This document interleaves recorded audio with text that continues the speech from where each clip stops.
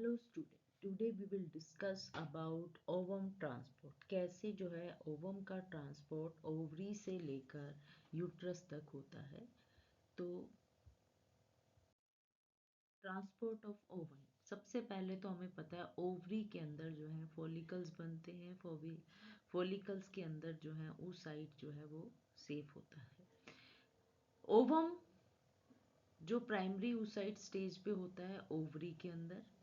अब यही oocyte जो है at the time of evolution, इसके अंदर ओवुलेशन से पहले कुछ चेंजेस आते हैं बिफोर ओवुलेशन। तो वो चेंजेस जैसे होते हैं कि क्या है, जैसे आप यहाँ पर पिक्चर देख पा रहे हैं कि ये oocyte है, इसके चारों तरफ जो है ग्रेनुलोसा सेल्स होते हैं, और ये ग्रेनुलोसा सेल जो है इसके आउटर लेयर के साथ जो है वो जुड़े हुए होते हैं, और ये क्यूमुलस oophorus बना लेते हैं। ठीक है, तो oocyte surrounded by granulosa cell, जिसको हम क्यूमुलस सेल भी बोल देते हैं। ये oocyte की वॉल ऑफ द फॉलिकल से जुड़े होते हैं by cumulus oophorus cell. Zona pellucida आप देखेंगे ये वाली लेयर, ये वो लेयर है जो कि नॉन सेलुलर पोरस लेयर होती है। ये ग्लाइकोप्रोटीन की होती है, जो कि oocyte जो है जिसको बनाता है, और ये oocyte को ग्रेनुलोसा सेल से सेपरेट करता है। यानी कि ये oocyte है, फिर जोना पेलुसिडा है, उसके बाहर की तरफ जो है ग्रेनुलोसा सेल होते हैं। ग्रेनुलोसा सेल जो है वो मेटाबॉलिकली कम्युनिकेट करते हैं विद द oocyte, क्योंकि इनके बीच में कुछ गैप जंक्शन होते हैं जिसके थ्रू जो है oocyte की जो प्लाज्मा मेम्ब्रेन है और क्यूमुलस सेल के बीच में जो है वो इंटरेक्शन रहता है, कम्युनिकेशन जो है वो रहता है।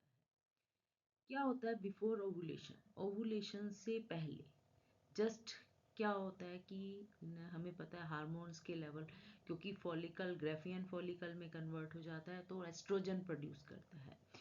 जैसे ही ल्यूटिनाइजिंग हार्मोन की अमाउंट पॉजिटिव फीडबैक जाता है पिट्यूटरी ग्लैंड में, जो कि ल्यूटिनाइजिंग हार्मोन की जो अमाउंट है वो बढ़ा देता है। तो जब इस तरह की कंडीशन आती है कि धीरे धीरे ल्यूटिनाइजिंग हार्मोन बढ़ता है, उस समय जो मैचुरेशन होती है उस साइड की वो भी शुरू हो जाती है। कैसे होती है कि जब बर्थ के टाइम पे जो फॉलिकल्स के अंदर oocyte होते हैं वो प्राइमरी oocyte स्टेज पे होते हैं। ठीक है, वहाँ पर म्योसिस जो फर्स्ट म्योटिक डिवीजन होती है वो अरेस्टेड होती है।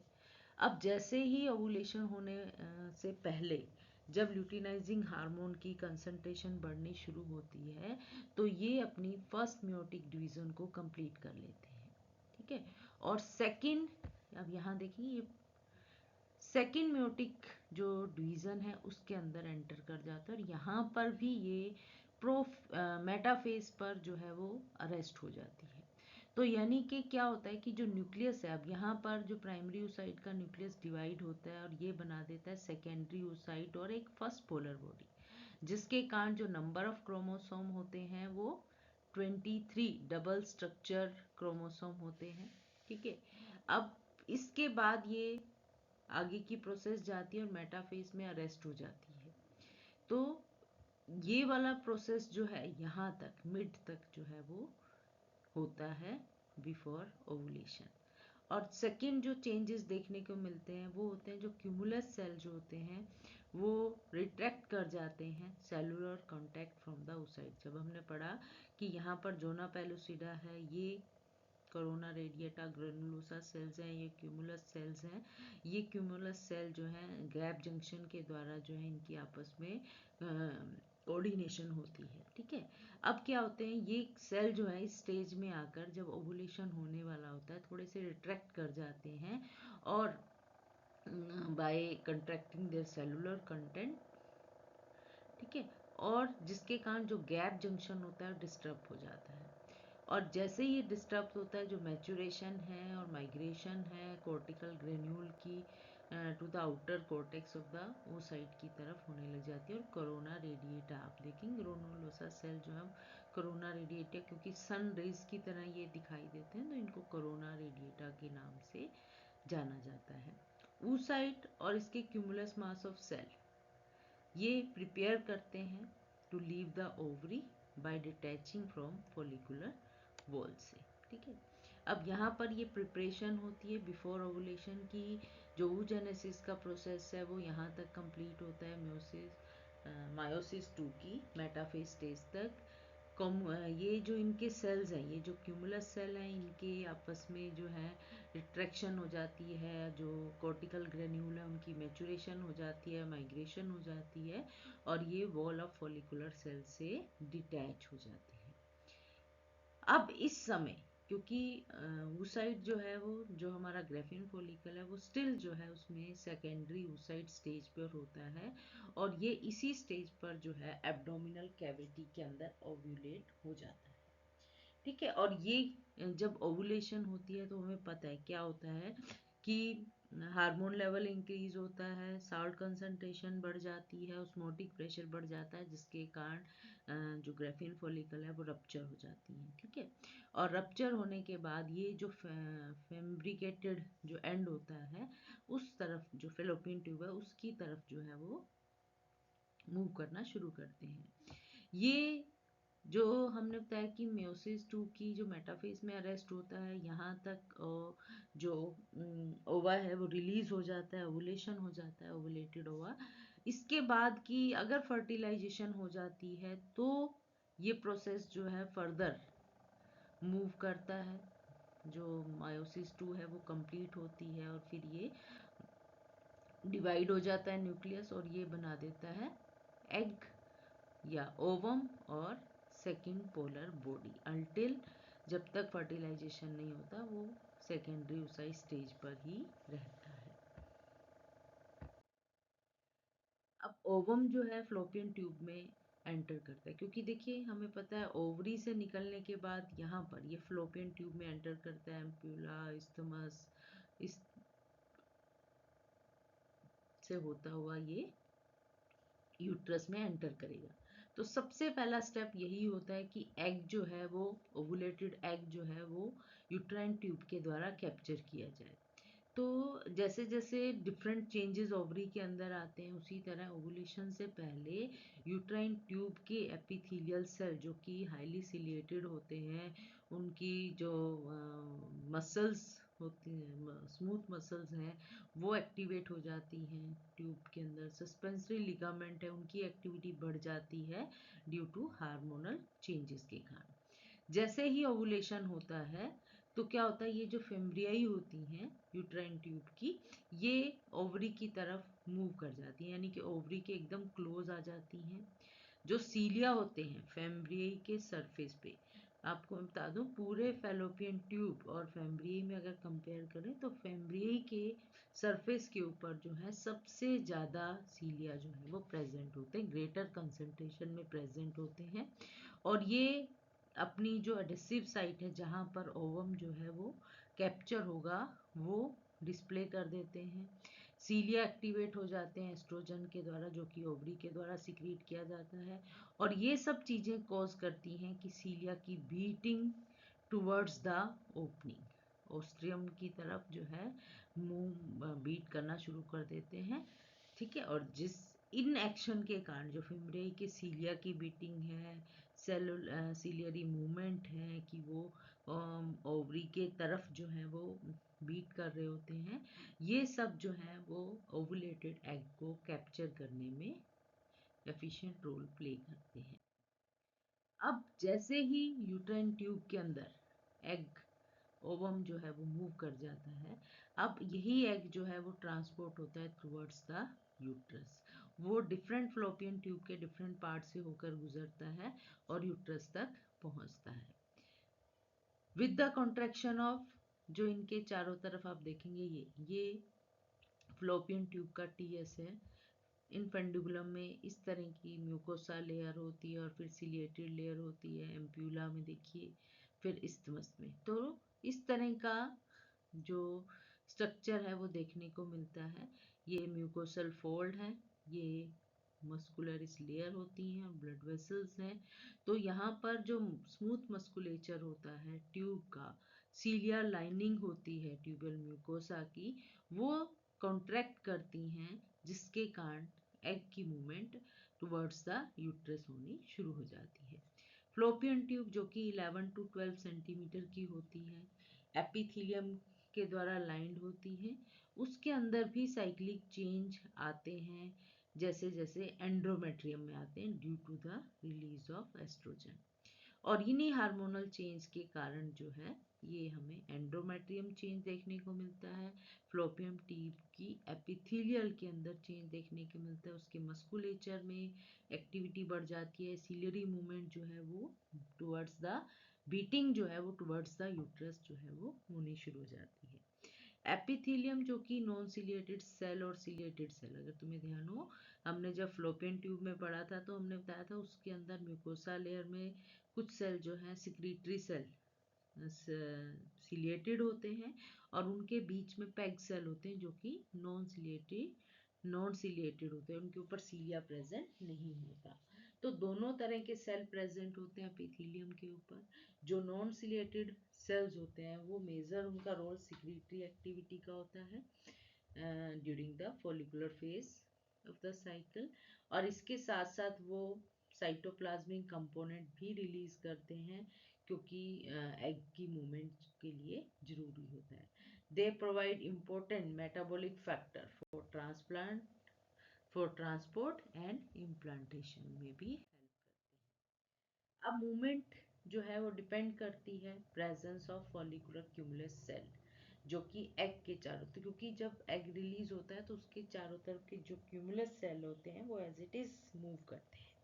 सिर्फ ग्रेफियन फॉलिकल की जो वॉल होती है वो रह जाती है उस साइड, और उसके चारों तरफ जोना पेलोसिडा, कोरोना रेडिएटा, ये सेल एज इट इज जो है वो ओवम के साथ मूव करते हैं। ठीक है, ये सेल मूवमेंट में भी हेल्प करते हैं।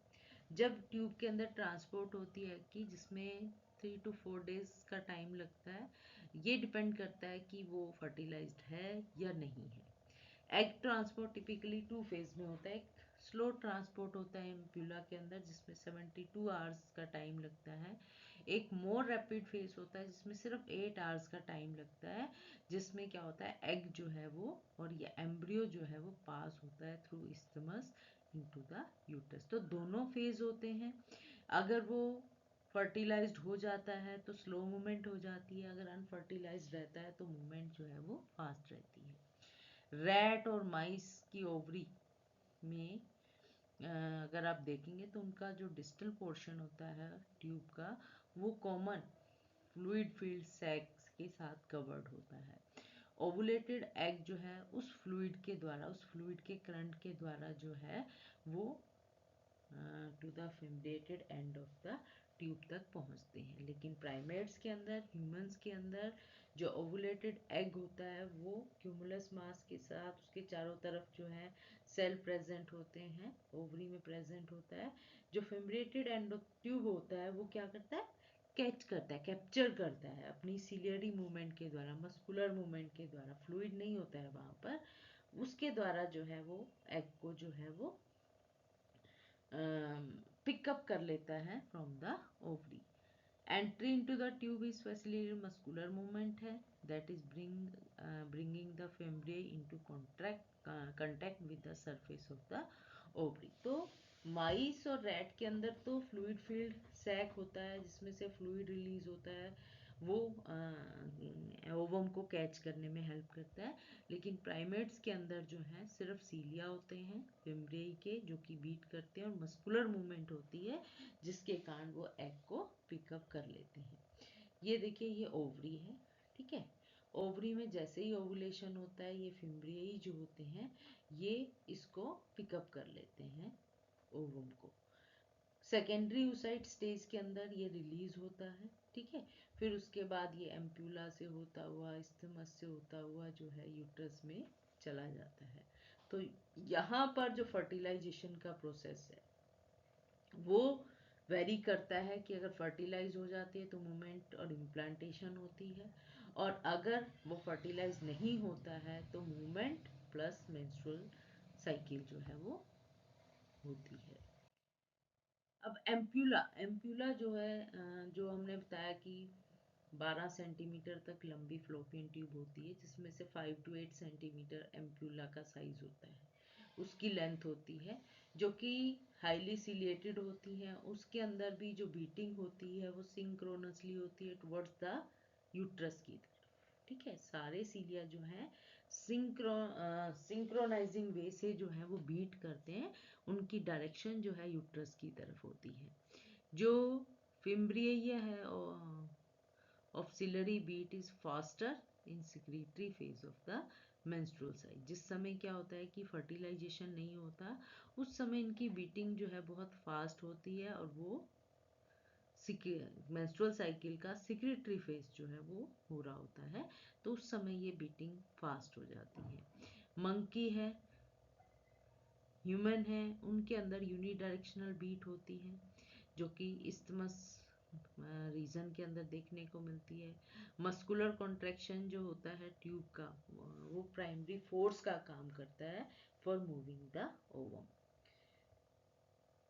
ये एम्प्यूला के अंदर जो है ये वो पार्ट होता है जहाँ फर्टिलाइजेशन होता है और अर्ली क्लीवेज देखने को मिलती है। और जैसे ही फर्टिलाइज्ड एग अगर हो जाता है, तो उसकी ट्रांसपोर्ट जो है वो 3 to 4 डेज की रिक्वायरमेंट होती है उसको यूट्रस तक पहुंचने में। जो ट्यूबिनल फ्लूइड होता है, ट्यूब के अंदर जो फ्लूइड है जिसमें म्यूकोप्रोटीन होते हैं, इलेक्ट्रोलाइट्स होते हैं, एंजाइम होते हैं, ये फ्लूइड जो है बहुत ज़्यादा अमाउंट में होता है मिड साइकिल के बीच में, जब गैमीट या जो एम्ब्रियो प्रेजेंट होता है ट्यूब के अंदर, और यही इम्पोर्टेंट रोल प्ले करता है ड्यूरिंग फर्टिलाइजेशन में और अर्ली क्लीवेज में। अब यहाँ पर देखिए, ये प्री ओव्यूलेटरी फेज है जिसके अंदर ये ट्यूब है।